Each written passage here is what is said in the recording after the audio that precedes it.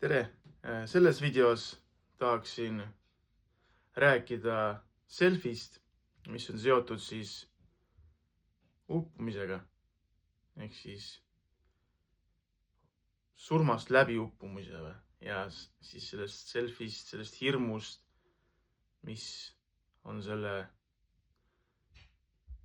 uppumise taga siis. Et kindlasti oled sa ise läbi oma elu kokku puutunud erinevate olukordadega, kus kohas näiteks lapsepõlves oled ise ujuma õppinud või proovinud ujuda, kus kohas oled tõmbanud omale kopsud vett täis või siis vajunud kuidagi seal veepõhjas ja toimetanud, eks ju, või sind keegi on uputanud lihtsalt naljaviluks, lihtsalt mängu käigus keegi vanematest nii-öelda poistest siis. Ja oled tundnud võib-olla seda hirmu, seda tunnet, kus justkui nagu upuksid ja et see on nagu hirmutav ja ebamugav või siis sa ei ole seda otseselt kogenud, aga vesi ikkagi hirmutab sind ja mingis mõttes tõukab eemale. Ja selle sügavus või teadmatus, mis seal all on või et kas see on näiteks seotud siis selle selfiga, mida sa oled loonud siis minevikus eelnevates eludes, kui selles elus pole sul kogemust olnud uppumisega, siis suure tõenäosusega oled sa seda varasemates kehastustes kogenud ja see self on sul siis loodud kunagi minevikus. Et mul on endal olnud mitmeid erinevaid kogemusi, kus ma ise olen nii-öelda siis noorena uppunud, põhja vajunud seal ja tõmbanud omale seda vett kopsudesse ja olnud selles teadmatuses seal ja vahest siis mängu käigus isegi teadvuse kaotanud, kui keegi on jalaga vee all pihta läinud näiteks ja siis tuled teadvusele ja saad vee all seal, et on olnud nagu erinevaid olukordi ja samuti olen ka näinud, kuidas mõned inimesed on uppumas olnud ja siis olen ise ka mõnda aidanud sellest nagu välja. Ja see on selline nagu selline hirm ja selline self, mis on nagu olnud mul läbi elu kaasas käinud. Ma ei ole sellel nagu esimeses enda nii-öelda elu pooles väga tähelepanu pööranud, lihtsalt on olnud ettevaatlik veekogudega ja nagu siis lihtsalt olnud nagu niisugune teadmatus, et midagi nagu on seal taga, midagi on sellega seotud, aga mis ei osanud siis nagu täpselt veel öelda. No ja esimest korda võib-olla, kui ma nagu pöörasin tähelepanu nooremas eas sellele uppumisega seotud nagu tundele üldse ja sellele teadmatusele, pimedusele kõigele taga oli siis, kui läks meil põhja parvlaev Estonia. Et siis ma olin küllaltki noor, aga miskipärast mul jäi see nagu hästi meelde. Ja kogu see protsess, et ma olen nagu seda mõelnud nagu hiljemalt järgi, et see olukord, mida need inimesed kogesid seal ja milline see siis nagu välja nägi, et kõik see jahe ja külm vesi ja pimedus ja teadmatus, eks ju, ja siis kogu see protsess, et selle peale ma lihtsalt olen nagu mõelnud noorena siis juba mingil määral siis nagu kujutasin seda pilti ette, milline see kõik olla võis ja tulid siuksed nagu külmajudinad peale selle olukorra peale. Aga läks siis aeg edasi ja väga sellele enam suurt tähelepanu ei pööranud, kuniks siis sinnamaale, jah, kuulsid ikka kuskil mingid kalamehed uppusid seal ja kes vajus jää alla ja nojah, mingid olukorrad olid endal ka, kus läbi jää vajusid ja seal, aga ma võtsin seda kuidagi naljaga, et ei olnud siis nagu niisugust väga suurt hirmu selle taga. Kuniks siis sinnamaale, kus üks mu tuttavatest uppus ja küllaltki niisugune jahe aeg oli, äkki oli siis varajane kevad või. vesi oli külm siis veel ja põhimõtteliselt inimene uppus ja järgmisel päeval, kui ma sellest kuulsin, ma ei tea, ma võtsin seda kuidagi nii nagu lähedale, et ma tahtsin nagu mõista, mis oli selle uppumise põhjus, eks ju. Et nagu niisugune olukord, et kuna inimene ja ma tundsin teda ja tahtsin nagu mõista seda olukorda, mis nagu juhtus, et 2 inimest pääses sealt ja üks siis nagu uppus. Et ma läksin siis järgmisel päeval kõrval olevasse veekogusse ja läksin vette ja lihtsalt siis oli mingi paarkümmend meetrit võib-olla ujuda teisele poole kaldasse ja tagasi siis. Ja siis ma proovisin minna sellesse jahedasse vette ennekõike. Ujusin selle nagu vahemaa läbi ja tundsin, et vesi on tõesti külm, eks ju. Ja kuidas mu organism nagu hakkas nagu teistmoodi käituma ja see hingamisprotsess muutus ja ma sain aru nagu, et kui vahemaa oleks olnud seal võib-olla pool kilomeetrit, siis oleks hoopis teine asi olnud nagu tänu sellele külmale veel, et ujumine mul juba või ujuda ma oskasin. Selleks ajaks ma olin vist äkki 20-aastane ja küllaltki, võis öelda, et küllaltki normaalselt oskasin ujuda, eks ju. Et päris pikamaad ma siis veel ei ujunud aga sellegi poolest olin võimeline nagu mingi distantsi läbima vees. Ja ma sain aru, et see külm vesi ikkagi mõjutab minu organismi ja ma ei tea, kas ma peaksin pikemalt selles kõiges nagu sellises olukorras vastu ja ma hakkasin lihtsalt praktiseerima siis seda külma vett. Samaaegselt, samal aastal hakkasin nagu lihtsalt külastama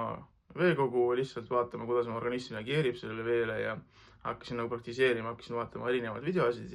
inimeste kohta, kes on külmas vees pikki vahemaid läbinud ja mida nad selleks teinud ja kas üldse võimalik on ja kui võimalik ja kui palju see minu jaoks võimalik on. Ja ma hakkasin nagu praktiseerima seda ja see muutus nagu selliseks, ma ei tea, kas siis mingil määral harrastuseks või samas mingisuguseks hobiks või. Ja samaaegselt hakkasin ka nagu ujuma nagu vahemaid erinevaid, hakkasin nagu praktiseerima rohkem ujumist, et siis katsetada seda, kui palju ma siis nagu võimeline olen pikemaades vahemaades, kui pikka vahemaad läbima ja küllaltki jahedates nagu veeoludes. Ja siis ma põhimõtteliselt katsetasin, need vahemaad võisid seal muutuda kilomeetrist paari kilomeetrini ja siis seal sinna peale, kus võisin veekogus viibida seal kuni 2 tunnini. Ja esimesed kogemused olidki nagu siis see, et kus sa oled üksinda kuskil avaveekogus, eks ju. Ja kedagi ei ole su kõrval, ei mingit paati ega midagi. Oled sina üksinda lihtsalt ja siis ma sain nagu tunda seda üksi olemist, justkui mingis mõttes ka abitust, et näed, ma olen siin täiesti üksinda ja see võibki nagu olla kõik, et kui ma lihtsalt põhja vajuks, siis nagu see mingisugune see hirm selle uppumise taga või üldse, et ma nagu võin uppuda, ma nagu sain aru, et see sõltub küllaltki palju ka minu enda oskustest selles olukorras seal, minu organismi nagu taluvusest, eks ju. Et kuidas ma suudan sellele kõigele nagu siis vastu panna organismi keha väsimusele, kuna läbitud on pikk vahemaa näiteks ja vesi on jahe ja siis olid nagu mingid olukorrad, kus kohas näiteks jaheda veega ja pika vahemaaga seotud, kus lihtsalt üks hetk tundsin, kuidas mu lihased olles juba ujunud võib-olla kilomeetri kaldast, eks ju, tundsin, kuidas mu lihased olid nagu, muutusid selliseks nagu tuimaks või jäigaks või nagu selliseks, et neid oli nagu raske liigutada ja siis tuli korraks see mõte peale, et aga kui ma nüüd krambid saan, et ja mis must saab, mis muga juhtub. Ja siis see mõte käis peast läbi, et aga siis ma ju upun ja ongi kõik, et ja siis lihtsalt ma nagu endale ütlesin, aga kui ma saan need krambid praegu, siis nii on ja ma upungi seal samas. Ja ma lihtsalt ujusin edasi kaldasse välja siis ja siis tulin pärast tagasi.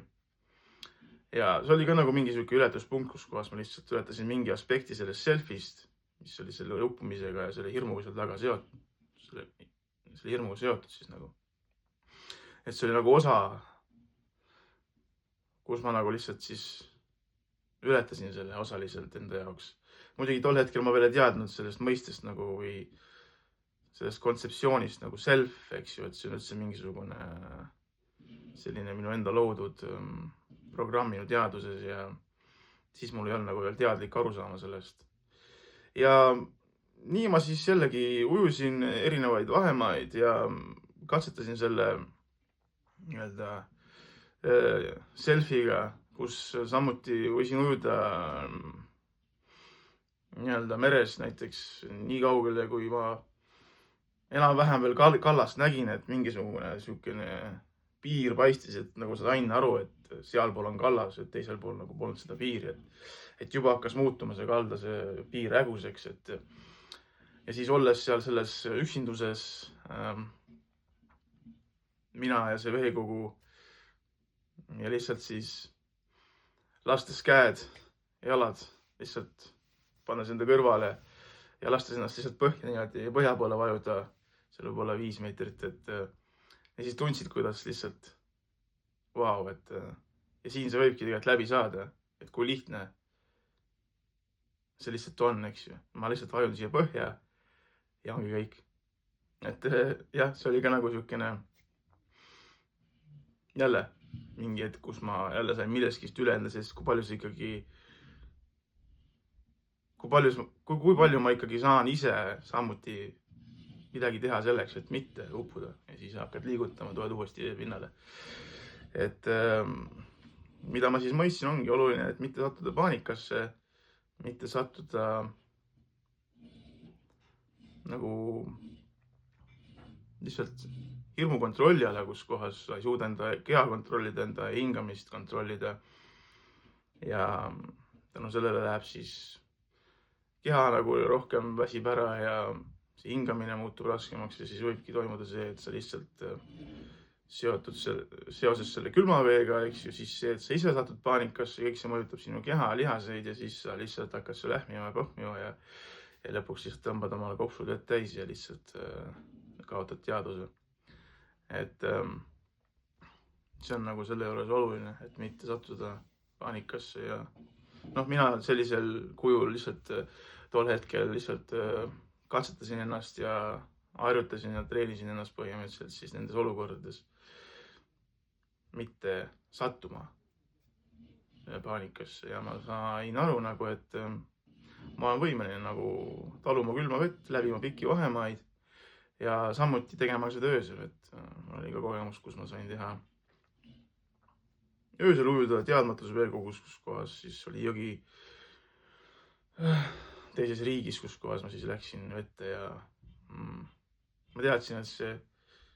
jõgi, ühes kohas oli sild olemas ja ma teadsin, et see jõgi tuleb, kohalike käest küsisin, tookord kaarti ma isegi ei vaadanud miskipärast, et seesama jõgi tuleb siis teise silla juurde välja ja siis ma läksin ühe silla juures sisse. Mingi kella 7 aeg võib-olla. Suvine aeg oli siis, ja siis sõbral palusin nagu siis sinna silla juurde minna, et ma tulen sealt poolt välja ja siis ujumine, mis võis kesta minu arvates esialgsetel hinnangutel mingi 1,5 tundi. Ma arvan, äkki see venis sinna 3-4 tunni peale või. Ja siis oli nii, et teadmatus, kus ma olen, pimedus, tähed, kuu ja lihtsalt see jõgi muutus küllaltki laiaks, see on mingi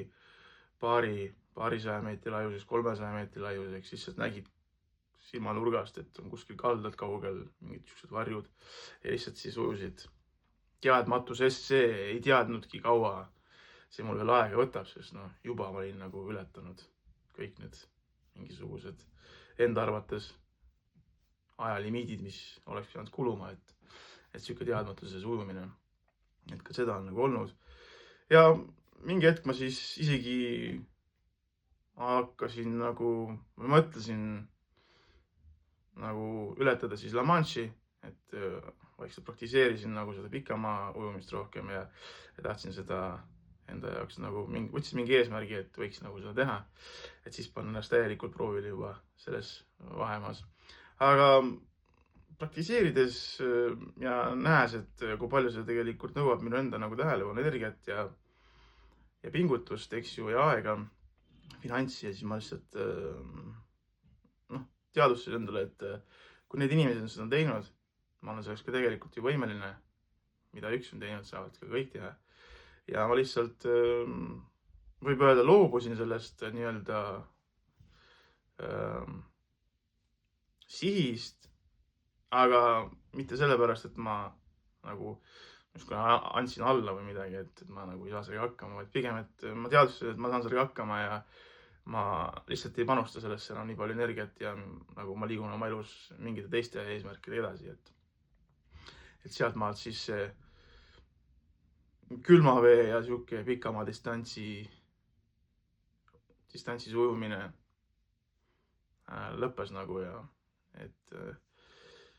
olen küll endiselt ujunud pikamaad, aga mitte nagu selle eesmärgiga, et midagi tõestada endale või siis midagi välja selgitada enda jaoks. Ja sellest selfist olen ma nagu lõplikult vabanenud, mis on seotud üldse nagu siis uppumisega. Mul ei ole nagu selles hirmu, teadmatust. Muidugi tänaseks olen ma palju rohkem teadlik enda psühholoogiast ja see on ka andnud mulle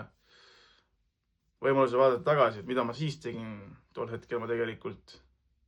mitte teadlikult vabanesingi tegelikult sellest selfist, sellest hirmust veekogu ees, uppumise ees. Ja samuti saad ka seda sina teha, kui sul on see hirm või sa tunned kedagi, kellel on hirm veekogude ees või uppumise ees või oled sa kogenud seda, siis sellest saab vabaneda ja nii on. Selline lugu siis uppumisega seotud selfist.